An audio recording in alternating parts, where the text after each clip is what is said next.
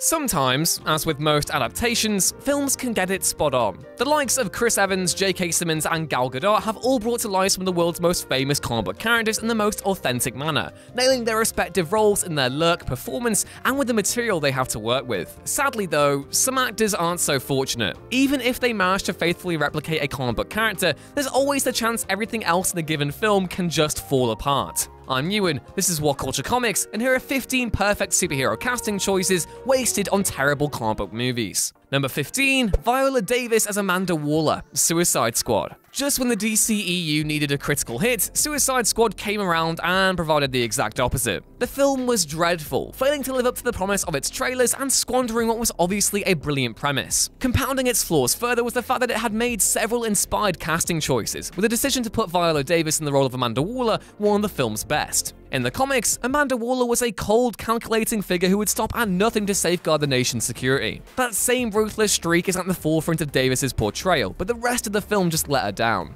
Number 14, LIEV Schreiber as Sabretooth, X-Men Origins Wolverine. The original X-Men movies were plagued by iffy casting decisions, but they weren't without their moments. The series gave us Hugh Jackman's Wolverine, Sir Patrick Stewart's Xavier, and Serene McKellen's Magneto, but in the same breath also delivered Anna Paquin's Rogue and Tyler Mane's Sabretooth. Mane's rendition of Victor Creed certainly looked the part, but he lacked pretty much everything else that made the character such a fan-favorite villain in the original comics. So, when the time came to recast the role for X-Men Origins Wolverine, Fox approached LIEV Schreiber, now of Spider-Verse fame, to take on the role. Unfortunately, they managed to get it wrong a second time around. Not because Schreiber was miscast, but because the film itself managed to totally ruin Wolverine's backstory. Still, Schreiber was charismatic, sinister, and imposing as Sabretooth. If there had been a better script to work with, fans could have had the perfect interpretation of the character. Instead, they've been left waiting for a reboot for the past 10 or so years. Number 13, Michael B. Jordan as Johnny Storm, Fantastic. Now, if X-Men Origins Wolverine was a bad film, then director Josh Trank's Fantastic can only be described as atrocious. When fans think of the Fantastic Four, the first things that come to mind denote adventure, sci-fi, and color. Fantastic had none of that, dulling the inherent high-concept silliness of the original FF books with a grimy blue filter and a story that managed to actually be a downgrade on the one seen in 2005. However, much like those earlier films, it wasn't completely irredeemable. One thing the film actually got right was the character of Johnny Storm, who was portrayed brilliantly by Michael B. Jordan. Number 12, LANA CONDOR as Jubilee, X-Men Apocalypse. Jubilee may have been a fan-favorite X-Man, but it took Fox's X-Men films until 2016 to actually give the character a speaking role, and even that amounted to nothing. The character was first made famous in the fondly remembered 90s X-Men cartoon and served mainly as a conduit for younger viewers to project themselves onto Xavier's team. She had a father-daughter type relationship with Wolverine, which they weirdly gave to Rogue in the first X-Men film, an iconic look, and a set of powers that, while not immediately impressive, did the business when called upon. Naturally, when the role was recast for X-Men Apocalypse with LANA CONDOR, fans got really excited. By the time the film came out, however, CONDOR was barely even in it. She appears in Apocalypse for just a single minute, wasting the potential of an obviously brilliant casting before reverting back to the drab tedium of the franchise's earlier entries. Number 11, Tommy Lee Jones as Two-Face, Batman Forever. Calling Batman Forever a terrible film is probably a tad harsh, but it isn't exactly great. It's riddled with flaws from top to bottom, but it's worth pointing out that there were some really good castings in it too. Val Kilmer was a more than worthy replacement for Michael Keaton as Bruce Wayne and Batman, while Jim Carrey was Jim Carrey as the Riddler. A case could be made for both having been mishandled in the film, but there's the curious case of Tommy Lee Jones' Two-Face that deserves extra attention. For most of the film, Jones plays big bad Harv as though he were Joker's demented little brother, and it's painful to watch. In keeping with the neon extravagance of Joel Schumacher's Batman, however, it works perfectly, and that's not even what makes his performance such a waste. The first 10 minutes of Batman Forever are an assault on the senses, as we're treated to Two-Face holding up a bank and terrorizing a helpless guard. It is chilling stuff, and showcases what Jones could have done if he hadn't spent the rest of the film trying to outdo Carey's character. Number 10, Sam Rockwell as Justin Hammer, Iron Man 2. Iron Man 2 is probably the weakest MCU entry thus far. Either that or Thor: The Dark World, take your pick. But it also had plenty of positives to draw from. One of them was seeing Sam Rockwell as Justin Hammer, a vapid industrialist weapons contractor who constantly tried, and failed, to outdo his greatest competitor, Tony Stark. Rockwell's performance shines through in Iron Man 2, and it could have easily been used elsewhere as the MCU transformed into the behemoth it is today. Instead, fans have had to make do with his appearance in the first Iron Man sequel and the All Hail to the King short packaged alongside the home release of Thor: The Dark World. Number 9. Thomas Jane as Frank Castle, Punisher, 2004. Before Daredevil Season 2 aired in 2015, the Punisher could probably lay claim to being Marvel's most unfortunate character when it comes to adaptations. Frank Castle had appeared in a litany of comic book movies, and yet none really managed to capture the war on crime, save for one. That film was Punisher Warzone, and though yes, it is very stupid in a whole host of areas, Ray Stevenson's portrayal of Castle fits nicely into the War Journal comics of the late 80s and early 90s. If any Punisher actor could lay claim to having been misused really, then it would have to be Thomas Jane. The actor portrayed Castle in Jonathan Hensley's 2004 film, and though Jane managed to translate Castle's grief almost perfectly, the film itself was also incredibly boring. Number 8. Amy Adams as Lois Lane, Man of Steel.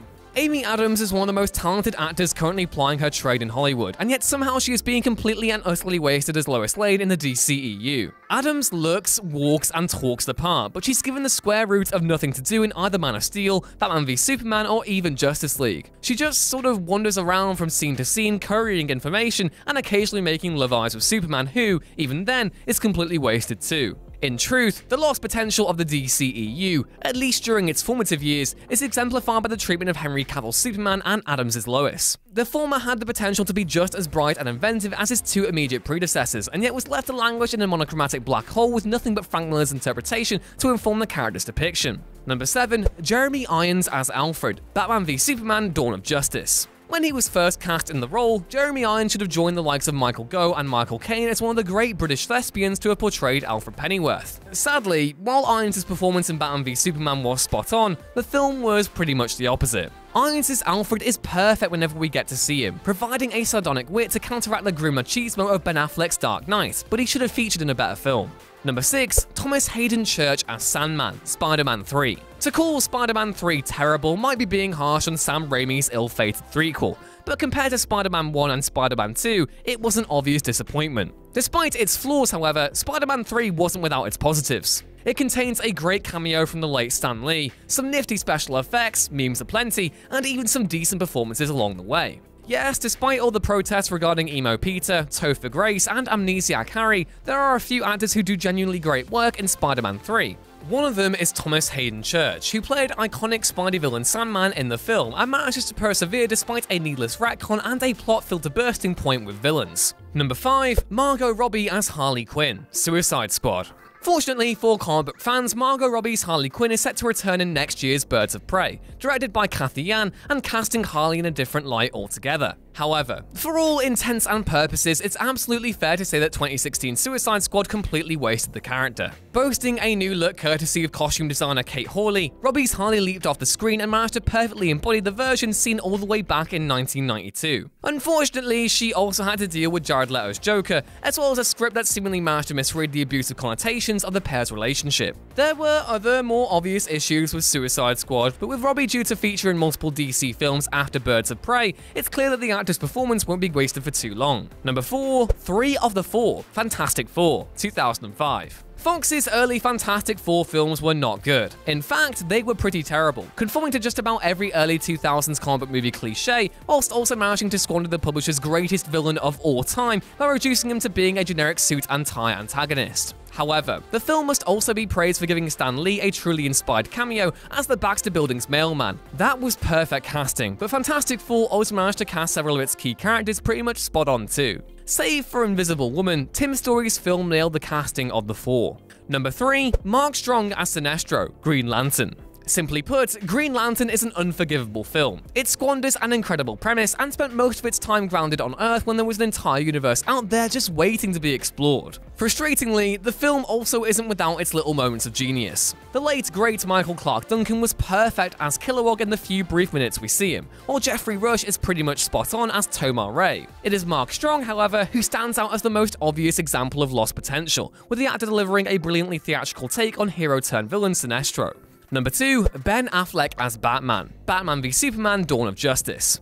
When it was first announced that Ben Affleck would portray Batman in the sequel to Man of Steel, the internet pretty much just ate itself. By the time Batman v Superman came into theaters in 2016, however, Affleck had largely managed to prove his doubters wrong. His performance as the Caped Crusader was pretty much pitch perfect, embodying both the physical and mental aspects of the character in a manner that harkened back to Miller's Dark Knight Returns. Unfortunately, that last part was also what ended up wasting Affleck's talents. The Dark Knight of Batman v Superman was psychotic and managed to rack up a body count that would have made even Frank Castle himself blush. Factor in his use of firearms, and Zack Snyder somehow managed to give audiences the most and yet somehow also least authentic depiction of Batman ever put to screen, with Affleck the biggest victim of all. And number 1, Kelsey Grammer as Beast, X-Men The Last Stand. X-Men The Last Stand is by no means the worst of Fox's X-Men movies, but back in 2006, the disappointment among fans was palpable. Already underutilized series leads were killed off, X2's Nightcrawler was nowhere to be found, and the film opted to forego the cosmic nature of the Dark Phoenix saga completely. Factor in a miscast Vinnie Jones as Juggernaut, a mutant cure plot that doesn't get nearly enough the exploration it deserves, and the complete lack of Angel, and you're left with a sequel that fails in pretty much every aspect going, save for one. Yes, The Last Stand may be a plain old bad film, but it also had an ace up its sleeve, and that came in the form of Kelsey Grammer, who played Dr. Hank McCoy, aka Beast. Grammer's performance as the X-Men's other resident fuzzy blue hero is as close to perfect as you can get. The fact he never returned in any of the subsequent X-Men movies makes his performance The Last Stand's biggest casualty, and it's a crying shame that he'll likely never reprise the role ever again.